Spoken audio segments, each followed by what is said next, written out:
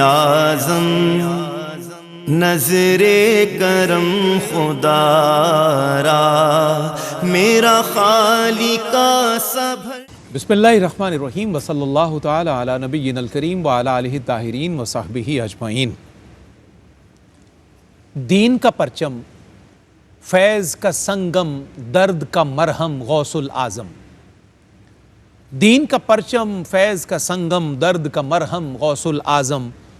جود مسلم، خلق مجسم، روح معظم غوث الاعظم. ماہ منور، مہر مقدر، صبح معطر، حمد سراسر. نازش حیدر، سر پیمبر، رونق عالم غوث الاعظم. منبع دانش، حاصل بینش، معدن تابش، جادہ بخشش.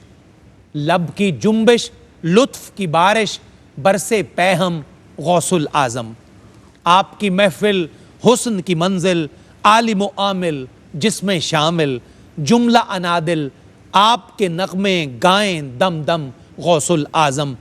آپ کا مدفن، خلد کا گلشن، اوج کا مسکن، نور کا درپن.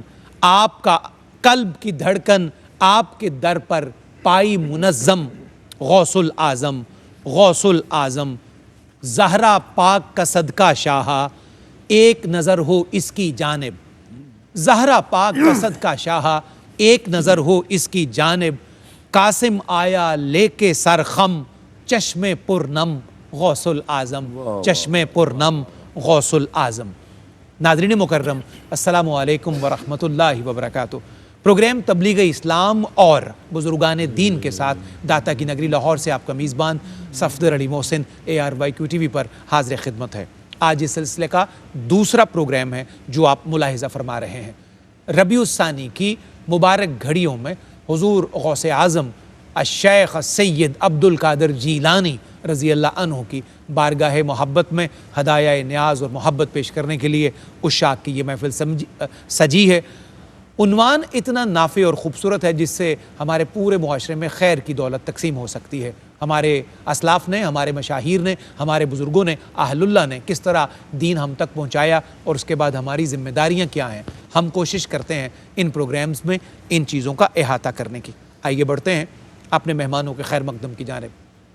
میرے دائیں ہاتھ پر پہلے مہمان بہت ساری نشستوں میں ہمیں اکثر و بیشتر شرف یاب کرتے ہیں، فیض یاب کرتے ہیں. ان کا نقطہ نظر ہمیشہ بڑا معتدل، بڑا رواں، بڑا سلیس، خوبصورت اور دل میں اترنے والا ہوتا ہے. داتا کی نگری لاہور سے نہایت مقتدر اسکالر جناب مفتی غلام یاسین نظامی. السلام علیکم. وعلیکم السلام ورحمۃ اللہ. نظامی صاحب قبلہ خوش آمدید. جزاکم اللہ. اور سرکار غوث اعظم کی بزم میں خیر مقدم.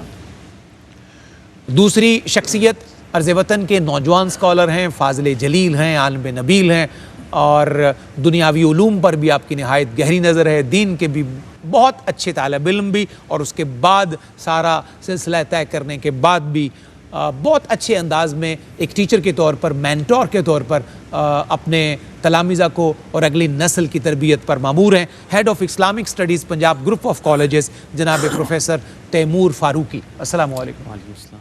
فاروقی صاحب خوش آمدید، آپ کا خیر مقدم. تیسرے مہمان کسی تعارف کے محتاج نہیں ہیں. اللہ رب العزت نے اپنے محبوب علیہ السلام کی نعت کے صدقے ان کے قلم کو، ان کے لہن کو، دہن کو، ساری نعمتوں کو منتخب کیا، ان کے لیے وجہ عزت، افتخار اور وجہ نجات بنائی. جناب الحاج محمد رفیق ضیاء قادری ہمارے آج کے ثناخوان رسول اور منقبت خان. السلام علیکم. جی وعلیکم السلام. ضیاء صاحب خوش آمدید جناب. تشریف آوری کا شکریہ. آپ کی نعت پاک کے نغمے سے ہمیں سلسلہ کلام کو آگے بڑھانا ہے.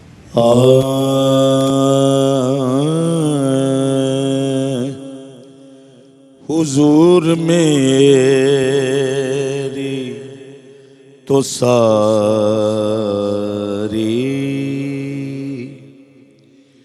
بہار آپ سے ہے.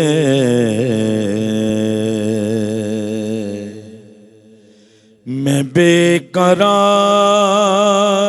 تھا، میرا قرار آپ سے ہے. حضور میں تو ساری بہار آپ سے ہے، میری تو ہستی ہی کیا ہے میرے غریب نواز، میری تو ہستی ہی کیا ہے میرے غریب نواز، جو مل رہا ہے مجھے سارا پیار آپ سے ہے، حضور میں میں اس یقین سے زندہ ہوں، آپ میرے ہیں، میں اس یقین سے زندہ ہوں، آپ میرے ہیں، میرے حیات کا دار و مدار آپ سے ہے، حضور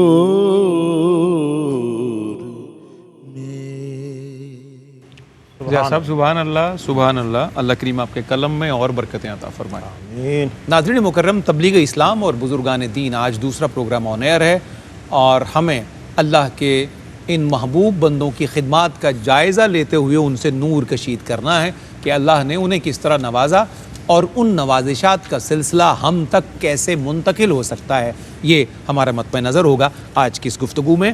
آغاز کرتے ہیں مفتی غلام یاسین نظامی صاحب سے۔ نظامی صاحب قبلہ، ہم اگر بات کرتے ہیں دور رسالت پناہ علیہ تحیۃ و ثنا کی، تو حضور علیہ السلام کے ظاہری وصال کے بعد جو دین متین کی خدمت کا، تبلیغ کا اور اس پیغام ربانی کو آگے بڑھانے کا سلسلہ چلتا آیا، تو وہ سلسلہ کن لوگوں نے آگے بڑھایا، کس طریقے سے آگے بڑھا؟ وصال نبوی علیہ السلام کے بعد یہاں سے آغاز فرمائیے۔ جی بسم اللہ الرحمن الرحیم، بہت بہت شکریہ۔ اس حوالے سے ہمارے سامنے دو ہستیاں آتی ہیں، ایک صحابہ کرام اور دوسرا اہل بیت اعظام۔ سبحان اللہ، درست۔ یہ دونوں مبارک ہستیاں ہیں جنہوں نے تبلیغ کے اس فریضہ کو علی منہاج النبوہ، واہ، آگے پہنچانے کی جو ذمہ داری ہے اس کو احسن طریقے سے ادا کیا ہے۔ درست۔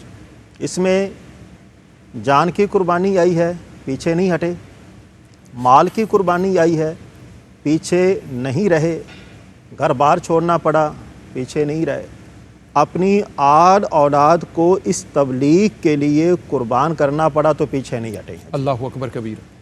اس لیے کہ یہ وہ ذمہ داری ہے جو ایک بندہ مومن پر لازم ہے، نیکی کا حکم دینا اور برائی سے منع کرنا، اور دین جن کے واسطے سے ان کا تک پہنچا ہے اس ذات بابرکات نے، ہمارے پیارے رسول صلی اللہ علیہ وآلہ وسلم نے ان کو بتلا دیا ہے کہ آپ نے دین آگے پہنچانا کیسے ہے۔ پہلے نمبر پر آپ نے دین کے احکام پر خود عمل کرنا ہے، واہ۔ دوسرے نمبر پر ان احکام کی آپ نے حفاظت کرنی ہے، تیسرے نمبر پر ان احکام کو آپ نے آگے پہنچانے کی کوشش کرنی ہے، بہت اچھا۔ اور چوتھے نمبر پر یہ ہے کہ دین کے یہ جو احکام ہے نا، ان کے اوپر آپ نے غور و فکر بھی کرنا ہے یہ 4 بنیادی عناصر ہیں کہ جن کی وجہ سے یہ دین کی تبلیغ اور اس تبلیغ کا جو فریضہ سر انجام دینے والے لوگ ہیں وہ زندگی کے کسی بھی مقام پر ڈاما ڈول نہیں ہوئے۔ کیوں؟ اللہ کے پیارے رسول صلی اللہ علیہ وآلہ وسلم نے وہ طریقہ ان کو پہلی عطا فرما دیا، اور اس طریقے کی بنیاد کیا ہے؟ آپ نے زندگی کے کسی بھی مرحلے پر ثابت قدمی کا عنصر جو ہے وہ ترک نہیں کرنا۔ نبی معظم شفیع مکرم کی تعلیمات کو آپ نے فراموش نہیں کرنا۔ یہ 2 باتیں آپ نے یاد رکھنی ہیں، اور یہی وجہ ہے کہ ہمارے پیارے رسول صلی اللہ علیہ وآلہ وسلم نے ان دونوں ہستیوں کے بارے میں فرمایا۔ اپنی اہل بیت کے بارے میں فرما دیا، میری اہل بیت کی مثال کشتی نوح کی مانند ہے۔ اللہ۔ اور صحابہ کرام کے بارے میں فرمایا کہ میرے سارے صحابہ ستاروں کی مانند ہے، تم ان میں سے جس کے راستے کی پیروی کرو گے کامیاب ہو جاؤ گے۔ صفدر بھائی، یہ بات بڑی اہمیت کی حامل ہے۔ حضور نے تبلیغ دین کے لیے جن افراد کو منتخب فرمایا ہے ان کو فیض یافتہ پہلے ہی بنا دیا ہے، اچھا ہے، اور ان کو معاشرے کا مفید فرد بھی بنایا ہے۔ جو آدمی جس اہلیت کے حوالے سے جانا جاتا ہے، جس منصب کے حوالے سے جانا جاتا ہے، جو قابلیت اس کے اندر ہے، اللہ کے پیارے رسول نے اس کی نشاندہی پہلے فرما دی ہے۔ بہت اچھا۔ یہی وجہ ہے کہ صحابہ کرام نے ان تمام تعلیمات کا، ان تمام اصول و ضوابط کا لحاظ رکھتے ہوئے جو ذمہ داری جو ادا کر سکتا ہے وہی ذمہ داری اسی کے حوالے کی گئی ہے۔ آپ یہ قضاء کا منصب سر انجام دے سکتے ہیں، یہ آپ کی ذمہ داری ہے۔ آپ انتظامی امورات آسان طریقے سے ادا کر سکتے ہیں، یہ ذمہ داری آپ کی ہے۔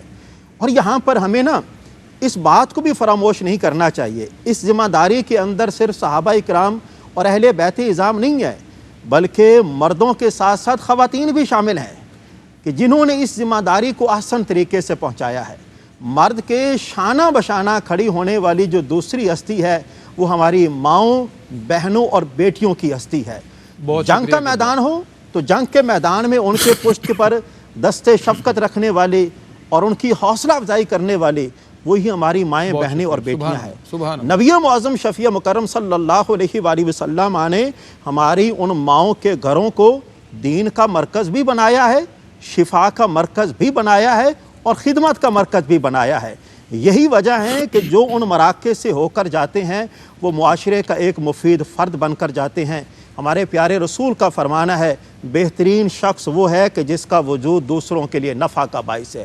انہوں نے اپنے وجود کو نفع کا باعث بنایا، زمانے کی کسی قربانی سے انہوں نے دریغ نہیں کیا۔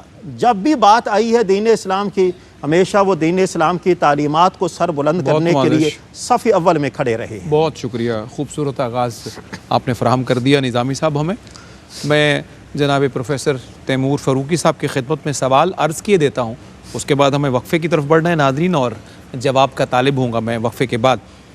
آغاز میں وصال نبوی سے صحابہ کرام تک کا سلسلہ ہمیں بتا دیا، تو دور صحابہ میں بالخصوص شیخین کریمین سے سرکار تاجدار صداقت سے لے کر آگے جب ہم ترتیب ور بڑھتے ہیں تو یہ سلسلہ دور صحابہ میں بالخصوص آگے کیسے بڑھا، سٹیپ بائی سٹیپ، اس میں کچھ معلومات ہم آپ سے چاہیں گے چیدہ۔ پروفیسر صاحب ایک وقفہ ہے مختصر سا، پروگرام میں واپس آتے ہی انشاءاللہ ہم براہ راست۔ ویلکم بیک ناظرین، پروگرام تبلیغ اسلام اور بزرگان دین میں آپ کا خیر مقدم ہے۔ اور QTV پر داتا کی نگری لاہور سے حضور غوث الثقلین الشیخ السید عبد القادر جیلانی الحسنی والحسینی رضی اللہ عنہ کے مبارک عرس کے سلسلے میں، ان کے ایام کے سلسلے میں یہ محافل سجی ہیں، جس میں ہمیں یہ بتانے کی سعادت مل رہی ہے کہ اللہ کے ان پاک بندوں نے دین متین کی خدمت کیسے کی، کس منہج پر، کن خطوط پر اس کا سلسلہ آگے بڑھایا، اور اب عہد حاضر میں ہماری ذمہ داریاں کیا ہیں۔ میں سوال وقفے میں جانے سے پہلے پروفیسر صاحب کی خدمت میں عرض کر چکا، جواب کا طالب۔ بسم اللہ الرحمن الرحیم۔ قبلہ میں اس پر ایک بات عرض کروں کہ جس طرح کے صحابہ کرام رضوان اللہ تعالی علیہم اجمعین کے حوالے سے پوچھا گیا، ان کی دینی خدمات کے حوالے سے، یہ وہ نفوس قدسیاں ہیں، یہ وہ عشق و محبت کا قافلہ ہے، یہ وہ عظیم ہستیاں ہیں صحابہ کرام کہ جن کو اللہ رب العزت نے اپنے محبوب کی رفاقت کے لیے اور قرآن کی خدمت کے لیے چنا تھا۔ بے شک ان ہستیوں نے اپنی جان، اپنا مال قربان کر کے اسلام کو تقویت اور ترویج عطا فرمائی۔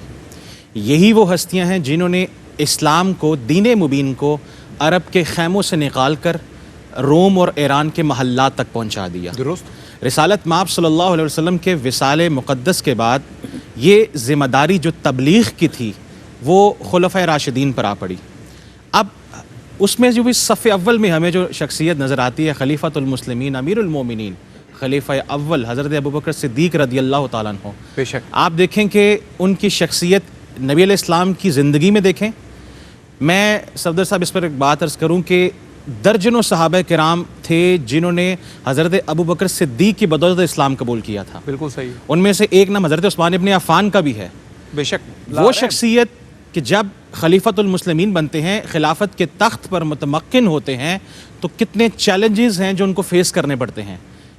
مرتد لوگ ہو رہے ہیں اور مسلمہ کذاب کا معاملہ ہے، جنگوں کے معاملات ہیں، لیکن اس کے باوجود حضرت ابوبکر صدیق نے دین کی، اسلام کی تبلیغ کو نہ چھوڑا. صحابہ کرام کو مختلف علاقوں میں بھیجتے رہے کہ تم اپنے اپنے ڈیفرنٹ ایریاز میں جا کے، یمن میں، روم میں جا کر دین کی تبلیغ کرو. پھر باری آتی ہے خلیفۃ المسلمین خلیفہ ثانی حضرت عمر فاروق رضی اللہ تعالیٰ عنہ کی. آپ نے اپنے دور کے اندر جہاں پر فتوحات حاصل کی، ایک روایت کے مطابق جو ایک تاریخ بتاتی ہے 22 لاکھ مربع میل، لیکن ایک میں نے پڑھا کہ 58 لاکھ مربع میل پر حکومت حضرت عمر فاروق کی تھی. ایک کتاب نے، ایک اورینٹلسٹ نے لکھا. تو وہ ان کی زندگی دیکھیں کہ کس طرح سے وہ دین کی ترویج بھی کر رہے ہیں اور اپنے نظام کو بھی چلا رہے ہیں. پھر خلیفۃ المسلمین خلیفہ ثالث حضرت عثمان ابن عفان رضی اللہ تعالیٰ عنہ، آپ جامع القرآن ہیں، قرآن کو جمع کرنے والے ہیں. آپ کی یہ خدمت کہ آپ نے امت کو ایک جگہ پر اکٹھا کیا. اور حضرت مولا کائنات حضرت علی کرم اللہ وجہہ الکریم جو شیریں سخن خطیب بھی ہیں، دیدہ ور قاضی بھی ہیں، جن کو علم کے میدان میں دیکھو تو بہترین اور سب سے اعلیٰ نظر آتے ہیں، جن کو عمل کے میدان میں دیکھو. دراصل یہ تربیت تھی رسالت مآب صلی اللہ علیہ وسلم کی. اور جس طرح نظامی صاحب نے ایک بات کی کہ نہ صرف صحابہ کرام بلکہ صحابیات، حضرت فاطمہ بنت خطاب کو دیکھ لیں، حضرت عمر فاروق کی بہن، کہ حضرت عمر فاروق کو تبلیغ کی تھی نا، انہوں نے تبلیغ کی بدولت حضرت عمر فاروق نے اسلام قبول کیا تھا. حاتم تائی کی بیٹی جو تھیں، عدی کی بہن جو تھیں، اپنے بھائی کو تبلیغ کرتی ہیں تو وہ اسلام قبول کر لیتے ہیں. دیگر صحابیات، نبی علیہ السلام، آپ صلی اللہ علیہ وسلم کی زندگی مبارک ایک واقعہ کہ جنگ کے موقع پر آپ صلی اللہ علیہ وسلم کے پاس خاتون تھی جس نے اپنی ذمہ داری یہ رکھی تھی کہ میں نے شہداء کے ساتھ ساتھ جو زخمی ہیں ان کو پانی پلانا ہے. تو نبی علیہ السلام اس کی ڈیوٹی کو دیکھ رہے تھے، ذمہ داری کو دیکھ رہے تھے. جب جنگ ختم ہوئی، واپس تشریف لائے تو نبی علیہ السلام نے اس کو کچھ ہدیہ عطا کیا اور اس کو اپریسیشن دی، اس کو تعریف کی اس کی. نبی علیہ السلام کے اس اخلاق اور کردار کی بدولت اس نے اسلام قبول کر لیا. اب میں اگلے سٹیپ کی طرف آ رہا ہوں، اس کو وائنڈ اپ کر رہا ہوں کہ نبی صلی اللہ علیہ وسلم نے صرف جو ہے وہ لفظی حرفی بات نہ کی بلکہ کردار پیش کیا.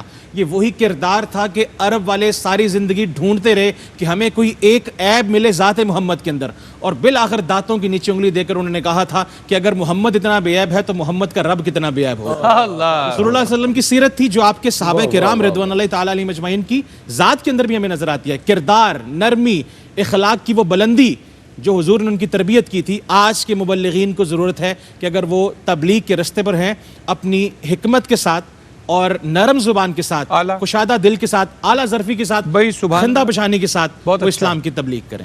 بہت خوبصورت انداز میں آپ نے موضوع کو بالکل ذہنوں اور طبیعتوں کے مطابق آپ نے آگے بڑھایا. اللہ آپ کو بہترین اجر دے. نظامی صاحب قبلہ، آپ کی اجازت سے حضرت پیر فضل گجراتی کا ایک مصرع مجھے یاد آ گیا. شعر نہیں ہے، صرف ایک ہی مصرع. جس طرح انہوں نے فرمایا کہ یہ سارے شاہکار تھے تربیت نبوی علیہ السلام کے، تو پیر فضل لکھتے ہیں کتھوں تو کتھے لے گئیاں آقا دیاں بندہ پروریاں. واہ جی واہ، اللہ اکبر کبیرہ. دور صحابہ کا سلسلہ بہت اچھا رواں انداز میں انہوں نے بیان کر دیا.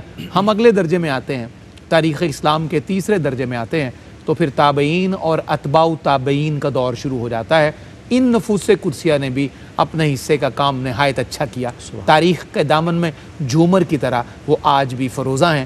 میں چاہتا ہوں کہ اس دور کے جو چنیدہ افراد ہیں، یہ جو کیٹیگری ہے، انہوں نے جو خدمت کی اس کا بھی کچھ ذکر فرمائیے. جی، اس حوالے سے عرض یہ ہے کہ ہمارے پیارے رسول صلی اللہ علیہ وآلہ وسلم نے تابعین اور تبع تابعین کے دور کے حوالے سے فرمایا کہ ان کا زمانہ جو ہے وہ بہترین زمانہ ہے. درست ہے. ایک تو فرمایا میرا زمانہ، پھر میرے صحابہ کرام کا، پھر ان کا زمانہ کہ جنہوں نے میرے صحابہ کرام کو ایمان کی حالت میں دیکھا. میں تو کہتا ہوں کہ ان کا मुबारक ज़माना और उनके मुबारक ज़माने की तायद व तौसीक करने वाली ज़ात हमारे प्यारे रसूल की ज़ात है। इससे बड़ी बात और क्या हो सकती है? क्या बात है, सुभान अल्लाह। और सबसे ज़्यादा जो दीन का काम हुआ है वो इनके ज़माने में हुआ है। बिल्कुल ठीक। अहदीस मुबारका को जमा करना, अहदीस मुबारका की हिफाजत करना, एक एक हदीस पाक के हुसूल के लिए यानी सैकड़ों मीलों का सफ़र करना, बिल्कुल सही। तो ये बहुत बड़ी ज़िम्मेदारी है। फिर उसके अंदर ये है उन मवाद को इकट्ठा करना, इकट्ठा करने के बाद फिर अब्वाब बंदी करना, फिर उनकी फसूल बंदी करना, फिर किताबी सूरत में उनको लेकर आना। तो ये वो ज़िम्मेदारी है, और ये ज़िम्मेदारी वही अदा कर सकते हैं कि जिनको ज़िम्मेदारी का एहसास हो। और एक और बात जो है ना वो बड़ी दिलचस्प है, क्या तबलीग की ज़िम्मेदारी सिर्फ हमारी है? नहीं, तबलीग की ज़िम्मेदारी हर बंदा मोमिन की है। दुरुस्त है। जिसका इस बात का दावा है कि मैं मुसलमान हूँ, उसकी ये ज़िम्मेदारी है। और ये जो ज़िम्मेदारी है ना दीन को आगे पहुँचाने की, ये तमाम इबादत में सबसे बड़ी इबादत है। सही। हमें जो उम्मत मुहम्मदिया के अंदर अल्लाह पाक ने शामिल फरमाया, उसकी बुनियादी वजह क्या है? हम लोगों को नेकी का हुक्म देते हैं और बुराई से मना करते हैं। फी ज़माना देखा जाए, लोग कहते हैं कि लोग नाराज़ ना हो जाएं। अरे भाई, आप अल्लाह के फरमान को दूसरों तक पहुंचा रहे हैं, उसके प्यारे रसूल के फरमान को दूसरों तक पहुंचा रहे हैं, आप उनकी इस्लाह कर रहे हैं, आपकी नीयत जो है वो साले है, आपका जज्बा जो है वो नेक है, आप इखलास और लिल्लाहियत के जज्बे के साथ ये पैगाम पहुंचा सकते हैं। ये कैसे हो सकता है कि उसके असरात जो हैं वो दिखाई ना दें? उसके असरात दिखाई देने के लिए सबसे पहले तो ये बात लाजिम है, और ये दीन का उसूल भी है। सूरह अनफाल के अंदर भी इस बात को बयान किया गया है, अगर तुम चाहते हो ना कि तुम्हारी दावत जो है लोग उस पर अमल करें, उसका पहला तरीका कार यह है कि तुम्हें अपनी उस दावत पर खुद अमल करना होगा। तो ये वो नफूसे कुदसियाँ हैं कि जिन्होंने सबसे पहले दीन की तालीमात पर अमल किया, अपने अमल को, अपने किरदार को, जिस तरह के प्रोफेसर साहब ने बयान फरमाया, इन्होंने लोगों के सामने रखा है, और उसके बाद लोगों से कहा है कि भाई देखें, ये हमारा किरदार है, ये हमारे प्यारे रसूल का किरदार है, हमने उन्हीं का किरदार अपनाया हुआ है। आप हमारे सांचे में आ जाएंगे, हमारे रंग में आ जाएंगे, तो अल्लाह पाक जो है वो आपसे राज़ी हो जाएगा। दोनों जहानों की नेमतें जो हैं वो अल्लाह पाक आपको अता फरमा देगा। आज के दौर में देखा जाए कितने साल गुजर चुके हैं, यानी कि इतनी सदियां गुजर जाने के बावजूद भी उन नफूसे कुदसिया का जिन्होंने दीन का फरीज़ा सरअंजाम दिया है, आज भी उनका जिक्र जो है वो लोगों की ज़ुबानों पर हो रहा है। मतलब यह है कि अल्लाह पाक ने उनके जिक्र को कबूल फरमा लिया है, और उनके जिक्र को हमारे लिए सादत का बाइस बनाया है। माशाअल्लाह, माशाअल्लाह। अगले दर्जे की तरफ आते हैं। शेखैन करीमैन से लेकर, दौर सहाबा से लेकर, ताबईन के दौर से लेकर, अतबाउ ताबईन से लेकर, अब अगर आगे आते हैं तो बिलउमूम सूफिया का, औलिया का, अहलुल्लाह का जो एक दौर है जो आज के दिन तक जारी है, इस तबके ने भी दीन मतीन की खिदमत को नहायत आसन और ज़िम्मेदारी से आगे पहुँचाया है। आप इनके काम को कैसे देखते हैं? सफदर साहब, मैं इस पर बात अर्ज़ करूँ कि ये जो सूफिया किराम हैं, ये वो शख्सियात हैं कि जब तक हम इन गुदड़ी पोश लोगों का ज़िक्र नहीं करते, हम दीन मुबीन की इशात को मुकम्मल तौर पर समझ नहीं सकते। इन लोगों का तज़किरा किए बगैर, जिस तरह के निज़ामी साहब ने कहा कि खैरुल कुरून के दौर से लेकर, उस दौर से लेकर इनके दौर तक, रिसालत माब सल्लल्लाहु अलैहि वसल्लम की जो हदीस मुक़द्दिसा है कि बल्लिगु अन्नी वलौ आया, एक आयत भी अगर मुझसे सुनो और उसको आगे तक पहुँचाओ। सुभान अल्लाह। और फिर दूसरी बात कि रिसालत माब सल्लल्लाहु अलैहि वसल्लम ने क्या फरमाया कि अल्लाह उसके चेहरे को शादाबाद रखे कि जिसने मुझसे सुना और आगे तक पहुंचा दिया। बहुत अच्छा। तो ये वो शख्सियात थी जिन्होंने सहाबा किराम, ताबईन, तबा ताबईन, सालेहीन, सल्फ सालेहीन, सूफिया, उलमा, मशाइख, ये उन तक जो रिसालत माब सल्लल्लाहु अलैहि वसल्लम की अहदीस थी, कुरान की आयत थी, बराबर पहुँचती रही। अब एक बात मैं अर्ज़ करूँ कि जिस तरह के निज़ामी साहब ने एक बड़ी अच्छी बात की कि उनकी खिदमात कैसी थी। आज का दौर टेक्नोलॉजी और साइंस का दौर है। आजकल तिबात के हवाले से, पब्लिशिंग के हवाले से, लिखने लिखाने के हवाले से हमें किसी किस्म की प्रॉब्लम नहीं है। आप नेट पर कुछ चीज़ सर्च करते हैं, आपको सैकड़ों चीज़ें उससे मुतल्लिक़ मिल जाती हैं। लेकिन कुर्बान जाऊँ उनकी खिदमात पर कि जो एक रिवायत लेने के लिए सैकड़ों मील का सफ़र तय किया करते थे, सुभान अल्लाह, दूर दराज का सफ़र तय करके हुजूर की हदीस को इकट्ठा करते थे। उन लोगों को हम ऐसे फरामोश कर दें, और फिर जब उनके किरदार को लोगों ने देखा, सूफिया का अंदाज़ बड़ा खूबसूरत होता था, नरम दिल होते थे, सख्ती उनकी जुबान पर नहीं होती थी। दुरुस्त है। ये नरमी थी तो तब ही اس دین مجدد نے، اس شیخ نے جس کو شیخ الولی ہند کہا جاتا ہے، معین الدین چشتی نظامی حجویری نے اور داتا علی حجویری رحمۃ اللہ تعالیٰ نے، ان احباب نے لوگوں کو کلمہ پڑھایا تھا، لاکھوں لوگوں کو کلمہ پڑھایا تھا. یہ ان کے کردار کی بدولت تھی. انہوں نے لوگوں کو پیغام دیا تھا کہ لوگوں ہمارے پاس آؤ، ہمیں تمہارے دین سے کوئی تعلق نہیں ہے، تم دین جو مرضی لے کر آؤ، تم ہمارا کردار دیکھو، تمہیں ہماری شخصیت میں رسالت مآب صلی اللہ علیہ وسلم کی سیرت کا عکس تمہیں نظر آئے گا. تو ان کے اس کردار کو اپنا کر. اور دوسری بات میں عرض کروں کہ اگر ہم صفدر صاحب، بڑی امپورٹنٹ بات ہے کہ دنیا کے اندر میں نے کہا کہ سینکڑوں ہزاروں مذاہب ہیں اور ایک مذہب ہمارا جو پرومیننٹ ہے وہ اسلام ہے. درست. اب اس حوالے سے آپ جو ایک معلومات کی فراہمی ہے ان کے انبیاء سے لے کر ان کے اس دور تک دیکھیں اور کمپیریزن کریں ہمارے صوفیاء اور صحابہ کرام کے ساتھ، ایک لفظ میں بھی، ایک حرف میں بھی آپ کو چینجنگ نظر نہیں آئے گی. تو کیا یہ صوفیاء کا اعجاز نہیں ہے کہ بقیہ دوسرے مذاہب کے اندر ان کے ماننے والے مبلغین نے پیسے کی بنیاد پر، تحائف کی بنیاد پر، زور جبر کی بنیاد پر تعلیمات میں چینجنگز کر دی، لیکن ان لوگوں نے جانیں قربان کر دی، لیکن رسالت مآب صلی اللہ علیہ وسلم کے اور قرآن کی تعلیمات کے اندر کچھ بھی چینجنگز نہیں لے کر آئے. کیٹیگوریکل فرق آپ نے بیان کیا ہے، بہت خوبصورت. اللہ آپ کو بہترین اجر دے. میں آپ کی بات کو منظوم اگر عرض کر کے وقفے کی طرف جاؤں تو میں یہ عرض کروں گا کہ یہ جو ولیوں کے آستانے ہیں یہ محبت کے کارخانے ہیں. واہ واہ واہ واہ واہ واہ، ضیاء کیا صاحب بات ہے، کیا بات. آپ سخنوار ہیں تو میں نے کہا کچھ شاباش کا کچھ سلسلہ بن جائے، آپ سے دعا مل جائے. سر بھائی ہم بھی سخنوار ہیں جی. جی یہ قلم کار ہیں جی، ہم ذرا اس درجے کے شاید قلم کار نہیں ہیں. آپ سخن نواز بھی ہیں، سخن فہم بھی ہیں، آپ کے پاس تو اور بڑی نعمتیں ہوں گی. ہم اسی کے صدقے آگے بڑھاتے ہیں کہ یہ جو ولیوں کے آستانے ہیں یہ محبت کے کارخانے ہیں. اپنی نظر میں آج کی دنیا، ان کی نظروں میں سب زمانے ہیں. ایک مختصر وقفہ. کیا تخیل ہے. ویلکم بیک ناظرین، آپ کا ایک دفعہ پھر خیر مقدم ہے آج کی اس پاکیزہ نشست میں. آج کے اس دوسرے پروگرام میں گفتگو بڑی مرحلہ وار آگے بڑھی ہے. دور رسالت سب سے پہلے، اس میں کس طریق سے، کس منہاج پر سلسلہ دین متین جو ہے وہ ہمارے کریم آقا تاجدار ختم نبوت صلی اللہ علیہ وسلم نے خود لوگوں تک پہنچایا. پھر ان کے بعد ان کے جانشینوں نے اور ان کے تلامذہ نے اور ان کے مبارک قدموں میں بیٹھنے والا جو پہلا طبقہ ہے صحابہ کا، اور پھر ان کے گھر والوں نے کیسے پہنچایا.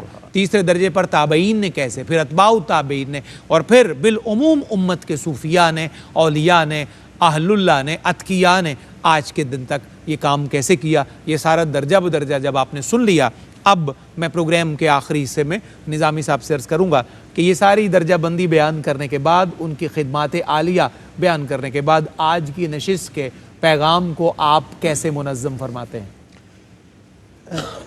بات یہ ہے کہ ہمارا دین ہمیں کہتا ہے کہ آپ نے رہبانیت وہ اختیار نہیں کرنی. متفق. اصل بات یہ ہے کہ آپ لوگوں کے درمیان رہیں، ان کی طرف سے ملنے والی اذیتوں کو برداشت کریں. اللہ اللہ اللہ. اب دیکھیں نا، یہ جو صوفیاء کرام ہیں انہوں نے کتنی اذیتیں برداشت کی ہیں، کتنی تکالیف برداشت کی ہیں. یعنی یہ والا مقام اور مرتبہ جو ہے یہ بغیر ریاضت کے، بغیر مجاہدہ کے، بغیر تکلیف کے حاصل نہیں ہو سکتا. آج کے دور میں لوگ کہتے ہیں ہم گھروں میں بیٹھے رہیں جناب، ہمارا لوگوں کے ساتھ واسطہ بھی نہ ہو، ہم پیر طریقت بھی بن جائیں، رہبر شریعت بھی بن جائیں. یہ نہیں ہو سکتا بھائی. اس کے بننے کے لیے ضروری ہے کہ آپ کو لوگوں کے درمیان رہنا پڑے گا، ان کی کڑوی کسیلی باتوں کو سننا پڑے گا، اور پھر جا کر یہ مقام ملے گا. آپ اگر جنگلوں میں چلے جائیں گے، لوگوں کے ساتھ واسطہ نہیں رکھیں گے تو اللہ کے بندوں کے ساتھ واسطہ کون رکھے گا؟ درست ہے. ان کی اصلاح کون کرے گا؟ ارے بھئی آپ لوگوں کے درمیان رہیں گے، ان کی باتوں کو دیکھیں گے تو ہی آپ اصلاح کریں گے. اور جب آپ اصلاح کریں گے تو اصلاح کے اندر یہ بھی ہے کہ ان لوگوں کو آپ کا اصلاح کا طریقہ جو ہے وہ پسند نہیں آئے گا، پھر وہ آپ کے اوپر بات کریں گے. لیکن آپ نے رکنا نہیں ہے، اس اصلاح کو آپ نے جاری رکھنا ہے. وہ ایک بار نہیں 10 بار اگر آپ کی بات سے انکار کرتے ہیں، لیکن آپ نے اس جذبہ کو کسی بھی قیمت پر ان کے کہے پر آپ نے ترک نہیں کر دینا. ارے بھائی ان کو میری بات پسند نہیں ہے.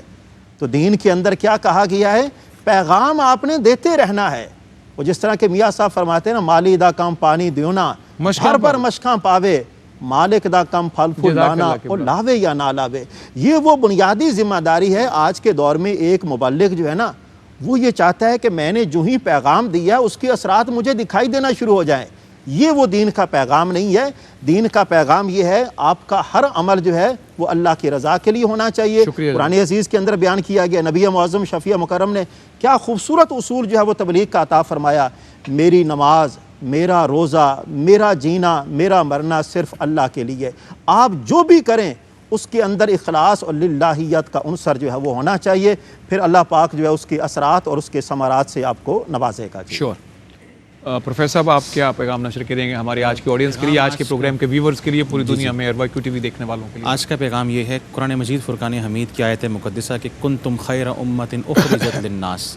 اللہ تعالیٰ نے اس امت کو بہترین امت قرار دیا ہے جس کو اللہ تعالیٰ نے دنیا کے سامنے ایک رول ماڈل بنا کر پیش کیا ہے, جس کا ذمہ داری والا کام کیا ہے کہ تأمرون بالمعروف, کہ وہ اچھائی کا حکم دے, اور تنہون عن المنکر, وہ برے کاموں سے روکے, جسی کو ہم امر بالمعروف و نہی عن المنکر کہتے ہیں. اب اس حوالے سے ایک چیز ہے کہ ہمارے دور کے اندر ایک بڑی مٹیریلسٹک سوچ ہے, بڑی مٹیریلسٹک اپروچ ہے, بڑا ہمارا ایک سوفسٹیکیٹڈ سا ایک جو ماحول تھا وہ ختم ہوتا جا رہا ہے. ہم ایک تذبذب کا شکار ہیں.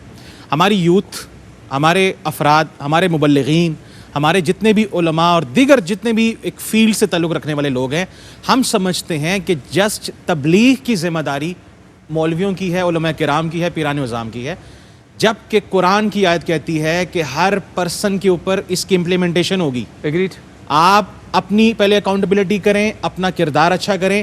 ایک اچھا فرد جب اپنے آپ کو اچھا بناتا ہے اس کی وجہ سے گھر اچھا ہوتا ہے. گھر جب اچھا ہوتا ہے تو پھر وہ ساتھ والے پڑوسی بھی اچھے ہوتے ہیں. جب پڑوسی اچھے ہوتے ہیں تو پھر وہ قصبہ, وہ علاقہ اچھا ہوتا ہے, اور یہی عمل جاتے ہوئے پوری قوم اور امت تک چلا جاتا ہے. تو ایک چیز یہ ہے کہ ہمیں پہلے اپنے صوفیاء کی, اسلاف کی, بزرگوں کی قربانیوں کو فراموش نہیں کرنا, ان کی لائف سٹائل کو پڑھنا ہے کہ ان کا انداز تبلیغ کیا تھا, انہوں نے کس طرح سے دوسروں کو اپنی طرف مائل کیا, کس طرح سے دین مبین کی تبلیغ کی.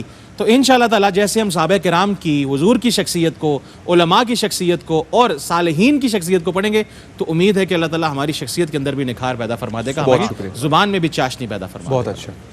کیا ہی خوبصورت گفتگو پیش ہے جناب مفتی غلام یاسین نظامی صاحب, آپ نے, اللہ آپ کو بہترین اجر دے, میں بہت شکر گزار. اور جناب پروفیسر تیمور فاروقی صاحب, بڑی رواں اور مزیدار گفتگو اور چھوٹے چھوٹے چنکس میں بہت اچھے پیغامات آپ نے نشر کیے ہیں. رفیق ضیاء صاحب, آپ کا بھی بہت شکریہ, آپ نے مائک پکڑا, لیکن ابھی ہم آپ سے سنیں گے نہیں, ابھی ہم 2-4 شعر آپ کو سنا لیں گے, اس کے بعد جاتے جاتے آپ سے منقبت بحضور غوث اعظم رضی اللہ عنہ سماعت کریں گے. میں بشکیت طالب اپنے معزز اسکالرز کی بات کو آگے بڑھاتا ہوا آخری 2-3 اشعار نشر کروں گا کہ ہماری ذمہ داری ہے سب سے پہلے کہ ہم اپنے صوفیاء کو, اپنے اسلاف کو پہلے پڑھیں. میں پھر عرض کر رہا ہوں کہ پہلے ان صوفیاء کو, ان کے کام کو پڑھنے کی ضرورت ہے. ایک طالب علم ہونے کے طور پر ہر چشمہ اتار کر پڑھیے پہلے ان کی ذات کو, ان کی صفات کو, ان کے کام کو اور ان کے ڈگنیفائڈ ورک کو آپ پہلے دیکھیے. ان کے احسانات کے ذکر سے تاریخ بھری پڑی ہے. آپ کسی کنفیوژن انڈسٹری کے ممبر نہ بنیے, کسی کے پیچھے خواہ مخواہ جو ہے وہ پنجابی میں جسے لائی لگ کہتے ہیں وہ نہ بنیے. آپ خود ہر قسم کے تعصب کا چشمہ اتار کے عہد صحابہ سے آج تک کے صوفیاء کو پڑھیے, ان کی خدمات کا جائزہ لیجئے, امت پر ان کے احسانات کی بات سمجھیے. اگر آپ کی سمجھ میں آ جائیے تو مان لیجئے کہ آج ہم تک جو کچھ پہنچا ہے وہ انہی خدا مستوں کی بدولت پہنچا ہے. ہمیں ان کا احسان مند ہونا ہے, بجائے اس کے کہ ہم ان کو بالکل کرٹک بن کر ان کے اوپر جو ہے وہ بدگمان رہیں, بدظن رہیں اور اپنی زبان کو آلودہ کرتے رہیں کچھ لوگوں کے کہنے پر.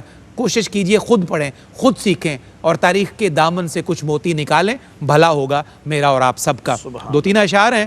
مراد آباد انڈیا کا بڑا ہی مردم خیز خطہ ہے. حضرت مولانا نعیم الدین مراد آبادی کا خطہ ہے. کیا بات ہے, کیا بات. انہی کے خطے سے ہمارے دوست ہیں جناب تنویر جمال عثمانی, ان کے 2-3 شعر. عطا زیادہ ہی کرتے ہیں, کم نہیں کرتے. عطا زیادہ ہی کرتے ہیں, کم نہیں کرتے. خدا کے دوست کسی پر ستم نہیں کرتے. واہ جی واہ. خدا کے دوست کسی پر ستم نہیں کرتے.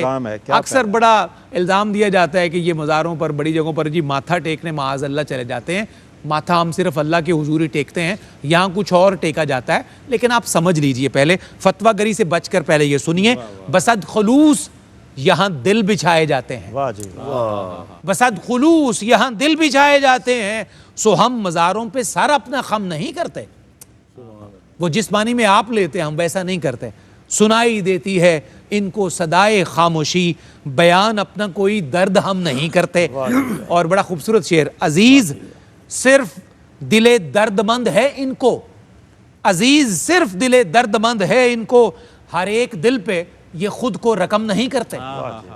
بس یہ سمجھ ہی لیجئے آپ، ہر ایک دل پہ یہ خود کو رقم نہیں کرتے، یہ چاہتے ہیں عقیدت کا مستقل اظہار. نظامی صاحب یہ چاہتے ہیں عقیدت کا مستقل اظہار کہ اہل ناز کرم ایک دم نہیں کرتے، واہ جی واہ، واہ جی واہ. کہ اہل ناز کرم ایک دم نہیں کرتے، خدا کے دوست کسی پر ستم نہیں کرتے. منقبت بحضور بارگاہ غوث اعظم رضی اللہ عنہ پیش کنندہ ہیں جناب الحاج محمد رفیق ضیاء قادری.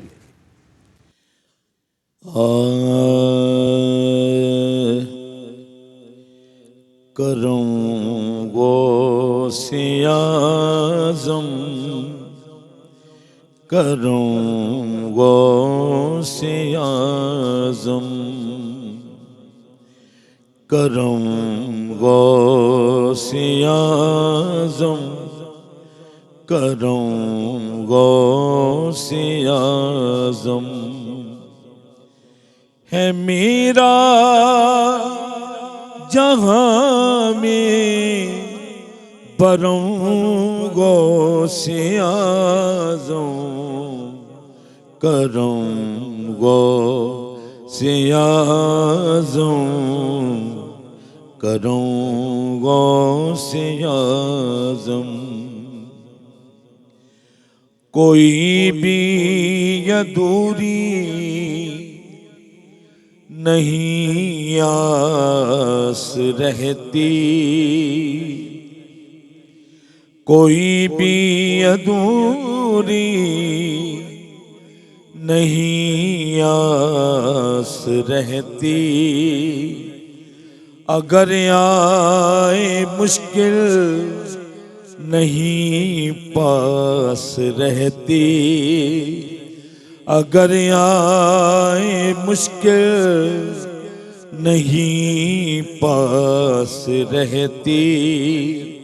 کہ جب نام لیتے ہیں ہم غوث اعظم، کہ جب نام لیتے ہیں ہم غوث اعظم، کرم غوث اعظم، کرم غوث اعظم.